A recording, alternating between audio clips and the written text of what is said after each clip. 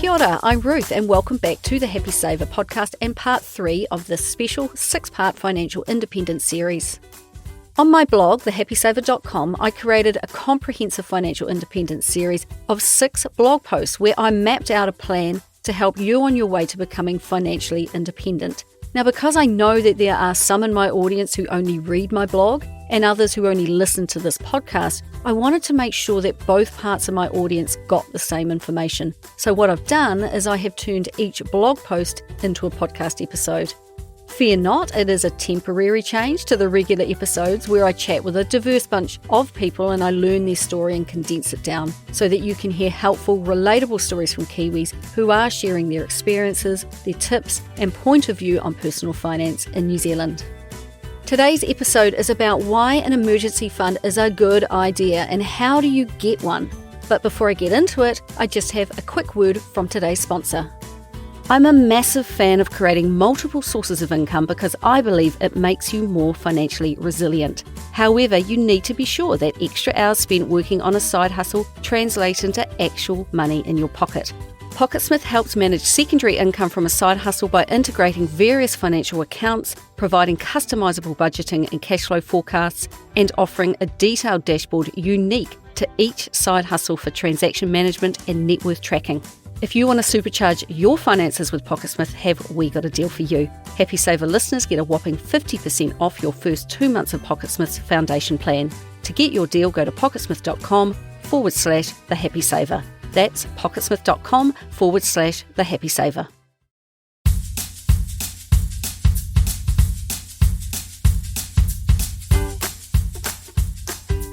The best thing I ever did was set some cash into a bank account which we could instantly access in a financial emergency.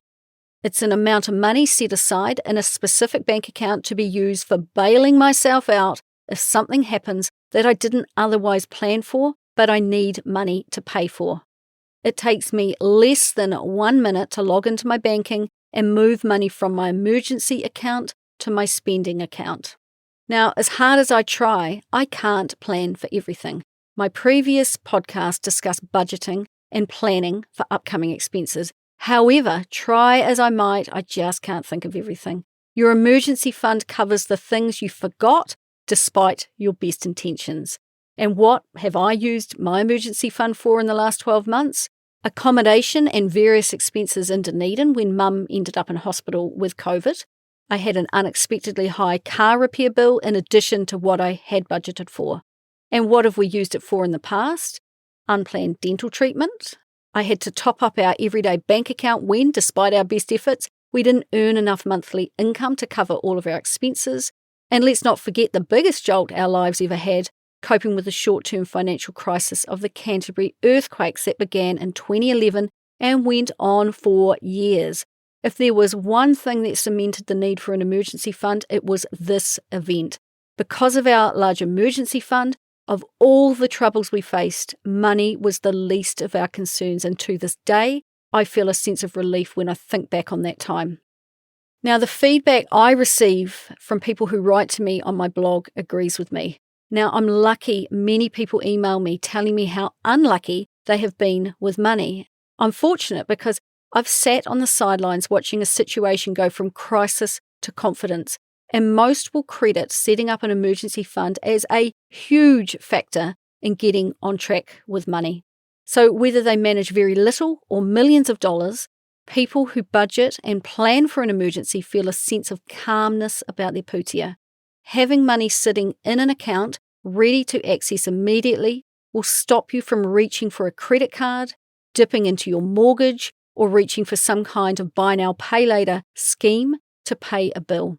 If you do that, that's all just more debt you are adding to your life. And in an emergency, that is the last thing you want to turn to, as it has the potential to make a bad situation even worse. And if the concept of having an emergency fund is new to you, well, here is how you make a start. You set up a bank account and you give it a name that tells you that the money in this special place is for emergencies only. I've heard some great names over the years. One, simply Emergency Fund, the Holy Shit Fund, I'll Save Myself Fund, I've Got This Fund, and Feck You Fund. So what do? Do you start small with an emergency fund or do you go large? If money is tight for you, automatically transfer a small set amount into this new account. Schedule it for the day you're paid. You aim to build this account quickly so you can put a bit of pressure on yourself to make these transfers meaningful. And your goal is to reach $1,000 as fast as you can. And then you can aim for $2,000 and then for $3,000. Alternatively, if you have the financial means, completely fill up this account right now. And for every $100 you manage to put into this account, you have bought yourself the solution to a problem that may arise. So if your car fails a warrant of fitness because you need a new tyre, well, $100 should go a long way to paying for it. The higher the balance of your emergency fund, the less stress you will feel when unexpected costs come up, and the faster you can solve your own problems. A common question is, how much money should you have in an emergency fund? So if you're busy paying off consumer debt, aiming to have $1,000 to $2,000 in an emergency fund will be helpful. It will stop you from reaching for more consumer debt if a $500 problem occurs. You won't have to put your crisis on a credit card, a store card, or a buy now, pay later scheme anymore. Once you are consumer debt free and budgeting well, aiming to have 3 to 6 months of expenses in your emergency fund is a good idea. And once you reach your number, you just cap it at that. There is no need to add any more. And when some people get the wind in their sails, they can become a bit overzealous with how much they have in their emergency fund, when in reality, 3 to 6 months of expenses is a good amount to have, or 12 months of expenses tops. Money, in addition to this, could be better used elsewhere in your life, such as making higher payments on your mortgage or investing to grow your wealth. Or you could spend it, of course. Now, I've found a mountain becomes a gentle slope when you have an emergency fund. If you are starting from zero in your emergency fund, hearing me encourage you to simply save up $1,000 and potentially tens of thousands of dollars, well, it could make you feel defeated before you begin. Believe me, I know it is hard. I want you to get motivated, not put off, so snap out of this thinking and put your reservations to one side and just start anyway. Put your goal in context. An emergency fund is just another sinking fund, and if you have listened to my previous episodes in this series, you have already set up a few. And as with any sinking fund, with regular deposits made over a long period, it's slow initially, but it gets easier. If you were to deposit $50 a week into your emergency fund, in week 1, you'd have $50. In week 2, you'd have $100. In week 3, $150. In week 4, $200. Would you worry less knowing that after just 4 short weeks, you could have $200 set aside? Yes, you know you would. So by week 8, you got $400 in there. By week 12, just 3 months in, $600. Would you worry less about money if you knew that in 12 weeks, just 3 months from now, you could have $600 to fight any financial fires? Well, yes, you know you would. By week 20, you've got $1,000. You have arrived at your goal, and it just took you 5 short months. So while the goal of $1,000 might seem big to some, breaking it down into small steps makes it attainable. And once you reach your goal, whatever that amount may be, you cap it there and you can stop your auto payments and just let it sit there, poised and ready to help you when required. I've noticed that once people decide to set up an emergency fund, they will create these small weekly transfers, but then they'll get impatient to fill it up and hit their number. They work extra shifts, they sell stuff they don't use, they cut unnecessary spending, and they speed up the whole process. And you won't hear any arguments from me. Just get after it. Also keep in mind that your emergency fund balance is going to change over time. And the last time I wrote about my emergency fund on my blog, The Happy Saver, the balance was $14,000. We could live on this amount for 4 months or 6 months at a stretch if required. And at the time, Johnny was self-employed and I worked a permanent part-time PAYE job, plus we had side income from our blog. Our outgoings were stable, but I saw 3 main risks to our income. His work could dry up, I could get laid off, my blog could disappear at the whim of the internet. However, we more recently reduced our emergency fund balance to $10,000. And why might that be? Johnny and I are both working permanent part-time PAYE jobs that are stable. Income from the blog appears to be steady. Our sinking fund balances are stable. Our spending is stable, and the value of our ETF share investments has increased. Therefore, I'm confident that most of our problems could be solved with $10,000, and history has shown me that we are more likely to need to access smaller amounts more often. If our financial problem was more than $10,000, we could, if required, immediately sell off a portion of our investments. I don't want to do that, but I could if needed. I'm confident in that amount because I've got a good backup plan. You can assess your position from time to time and make the call on the size of your emergency fund. Now, I've got a few emergency fund FAQs, and the first one is, should an emergency fund be working for you? Now, I'll sometimes be told, Ruth, an emergency fund should be working for you. They think its purpose is to make more money. That is not the purpose of an emergency fund. It is to help you rest well at night and not worry about money. Yes, it might make a little bit of interest because you put it in a high interest yet immediately accessible bank account, but that's just a happy coincidence. I've been told that you can offset it against a mortgage, thus reducing the interest you pay on your debt, or invest it in some way to receive dividends or capital gains, perhaps tie it up in a term deposit, or in my view, the worst idea, pay for the emergency with a credit card, which is debt, that you can then earn points on and pay off using your emergency fund at the due date. Well, offsetting it against your mortgage may be something to consider, but only if the money was still in a clearly marked emergency fund account. But I'd say no to the rest. You need immediate access to your emergency fund to solve your problem and not have to carry out mental gymnastics while doing it. For example, my problem last October was that my mum was rushed to hospital with COVID. Chance of dying from it? High. I immediately used money from our emergency fund to book a hotel room, and then I jumped in the car and I went to be with my mum. My problem was permanently sorted, ended, and solved within 2 minutes with zero stress, leaving me plenty of time to stress about more important things, which is my mum. One night led to 4, plus multiple other expenses, but I paid in full each time with no issue, and thankfully my mum has recovered. Financial problems often get drawn out, but with a big emergency fund behind me, I could keep fighting the fires as they popped up. My mum was my focus, not my money. And the issue with tying your emergency fund up in a term deposit or investment or putting it on a credit card is that you put too many barriers in the way of solving your problem. So just don't, okay? My emergency fund is working its guts out for me because I feel calm every time I look at it in my bank account.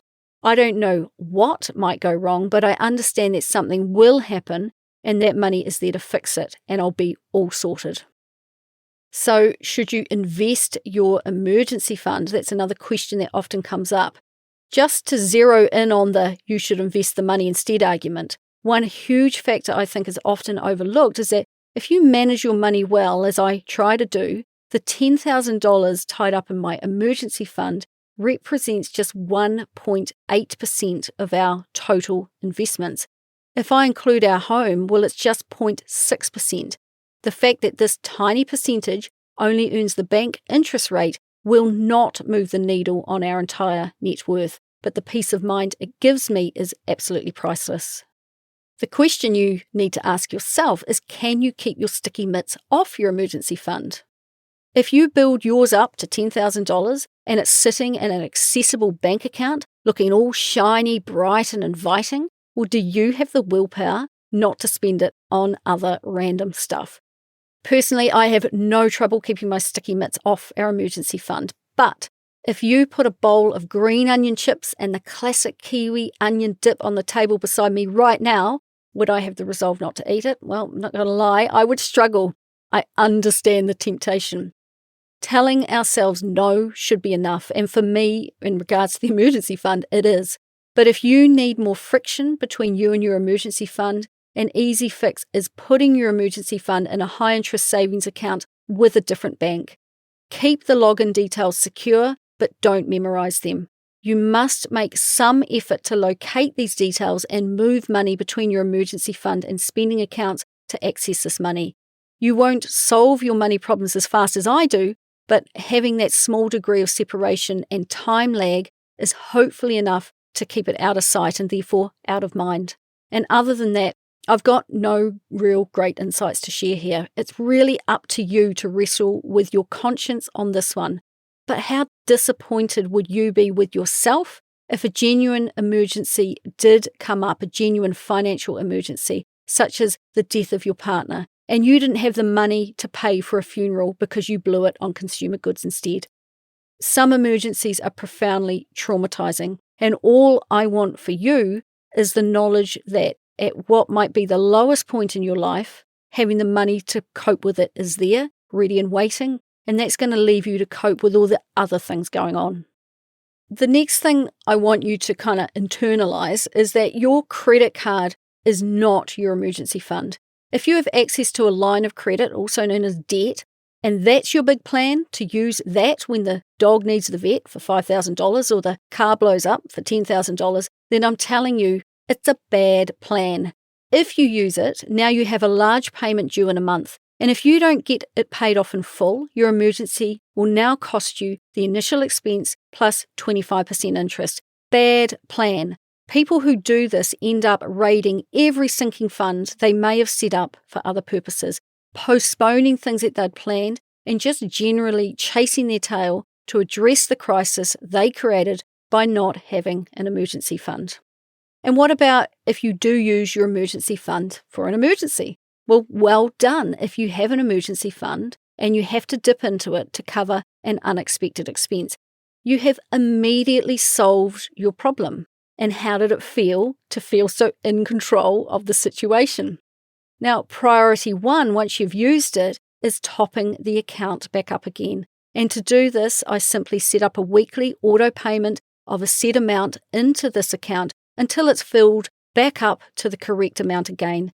I'll hustle if I need to fill it up faster. As soon as that is done, and it might take weeks or months depending on how much you have drained it, you just stop that payment and just get on with your day. But make sure you reflect on how awesome it felt not to need to use borrowed money to solve the problem. Now, the final word on emergency funds.